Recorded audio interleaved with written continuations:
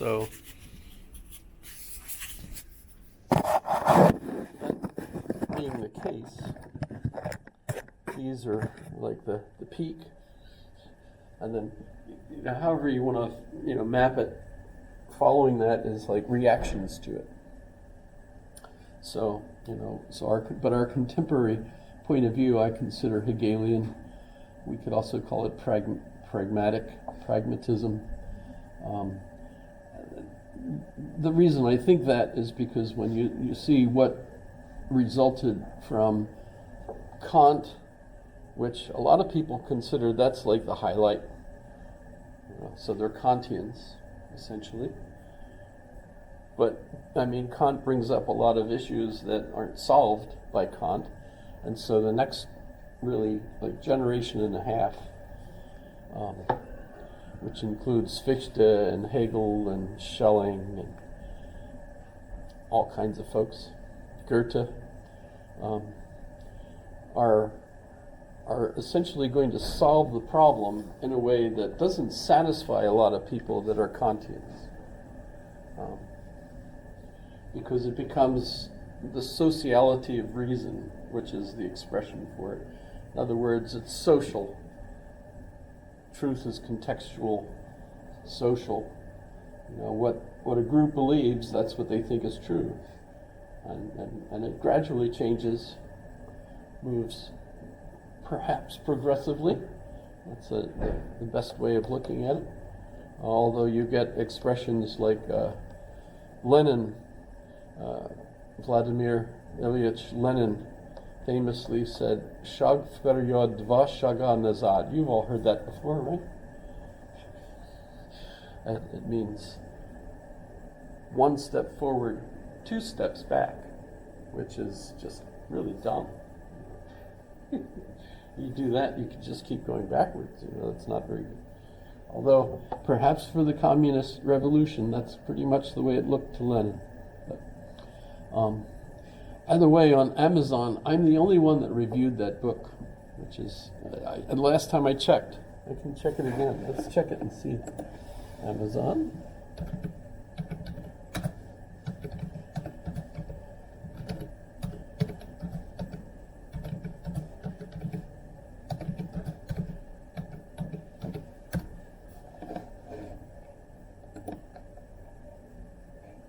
There's the book. It's subtitled "The Crisis in Our Party" by Lenin. And let me see. No customer reviews. What happened to mine? Darn it. I had one there.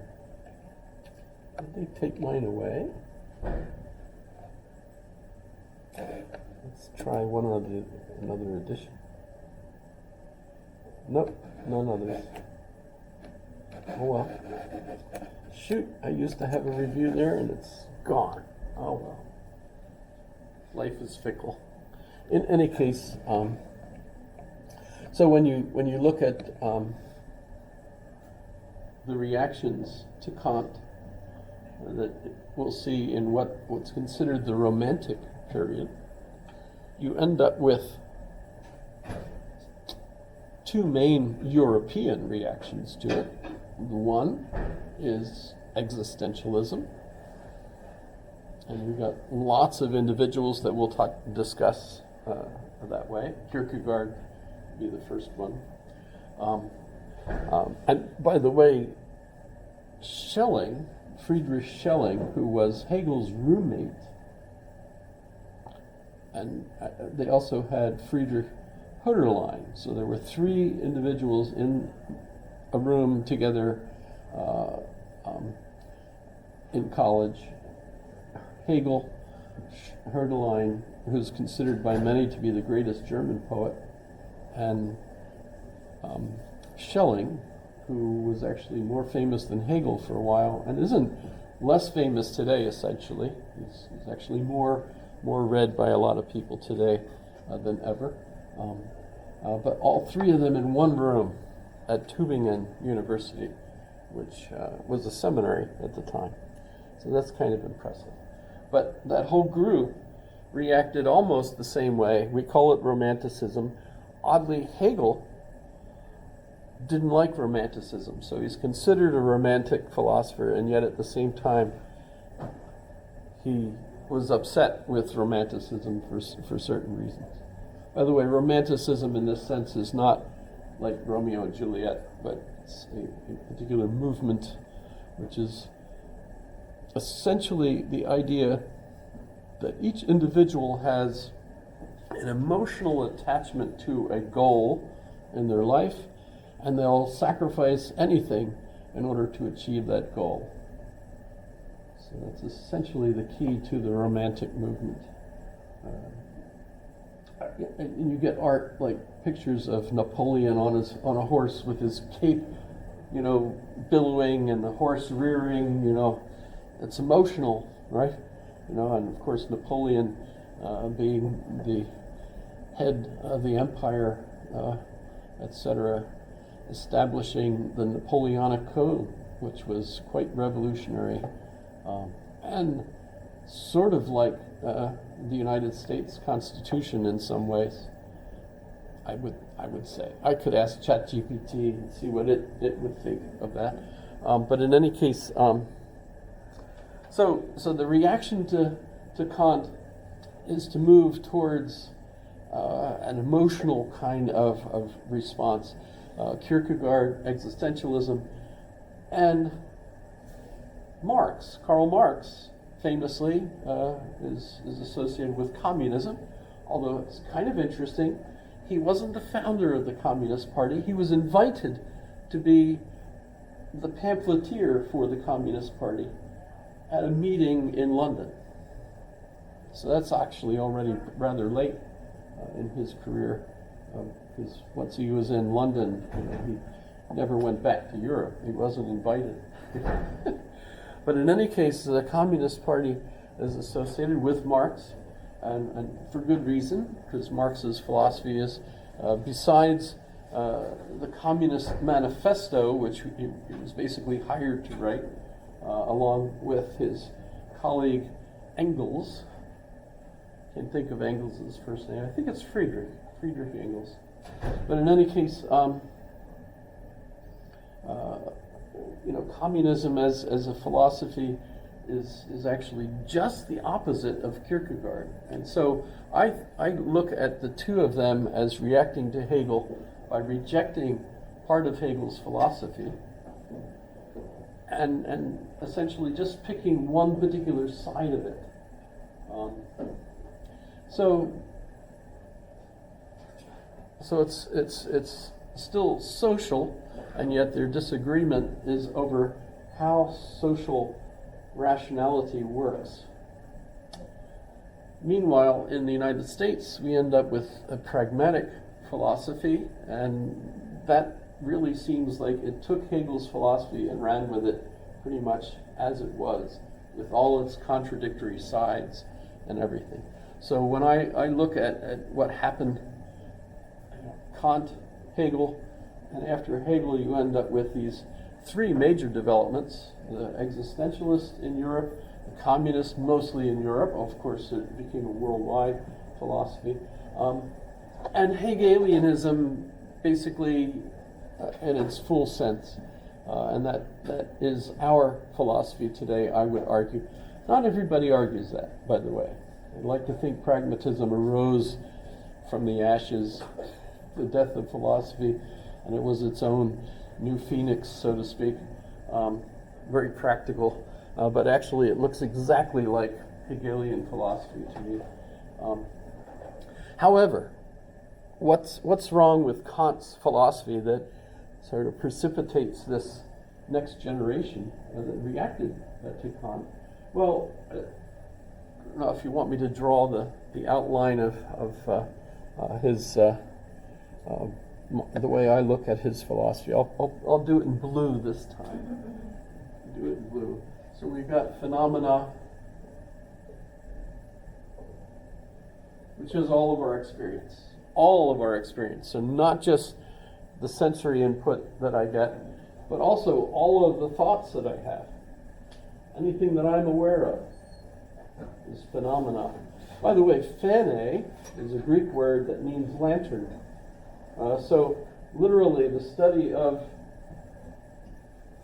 my lantern, the lantern, the light, if you're in a dark place, all the light, all the things that you can see are, in a sense, a reaction to the light that you bring to the scene, right?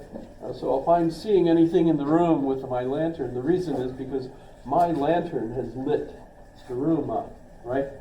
So in that sense, a phenomena is there because my senses enable me to have this experience, right? So it's me focused, right? And by the way, a neat icon for this is really this symbol that we use for Einstein time space cone. So there you have, notice you have this, it's kind of interesting how they have the square through the middle. You see that's like a plane through the middle, that it indicates that any event T that happens at now, right, is within a particular scope of measurement. It's basically based on the speed of light. So anything that can influence me right this moment is limited by the speed of light. So anything within the speed of light per second can influence me this second, per minute, this minute, etc., etc. The reason it's a cone, how many of you are familiar with the cone? Yes? No? The theory is that all of time exists at once, in some cosmic sense, right? But anything that can influence me right now, of course, is limited to the speed of light for the moment that you're counting. But everything that influenced me in the past is all the things that were in the speed of light back then. And so it becomes a cone. The farther back into the past you go, the farther out the speed of light of influences would have had an impact on you. And the same thing going forward. So if this is the past, then go either way, but that way it's just a diagram that in the future, even though at the time I get there, this is all the influence that space-time will have on me, right? Right within, the speed of light per second. Right? But theoretically, I can, assume that the amount of things that will be right there for me comes from much farther away. So that, one example of this is if you go out and you look at the images we get of space, especially from the big new scopes that are even out there in space themselves, like the Webb scope and everything, you can see billions of years out. And to some extent, just being able to see the light of the cosmic elements that are out there, you can say that those lights are certainly influencing us. Probably not making me do weird things, as Professor Trelawney suggests in her classes. Nobody gets that. But in any case, maybe this young man gets it, maybe. By the way, everything that Professor Trelawney predicts actually happens to people in those books. It's kind of funny. How would you compare the time-space cone to the Klein model? Oh, that's an interesting question. Because it seems like if you curve up the two, it doesn't. You might want to make a possible metaphor associating time itself with the Klein bottle. Yeah. Because in some sense, and actually, you would have to draw a different picture for this, but you've probably heard that if you could see far enough into space, you would be able to see your back. Have you heard that expression? Because theoretically, space is like a globe. All of space, time and space is like a globe. And what we're seeing is the inside of the globe, right? So time actually curves and comes back on itself, so that if I'm looking this way, and I can see far enough, I would see my back. I used this joke once. A colleague of mine years ago was walking behind me as we were heading over to a meeting in the library, and he said, "Oh, I'm behind you." And I said, "Actually, you're ahead of me if you look far enough." He laughed. Okay, so he got it. Okay, but so, yeah, in a sense, it's interesting to think of that as a metaphor. That's an interesting metaphor. I got lots of interesting responses to that. Physically, people pointed out, no, there's no way we're related to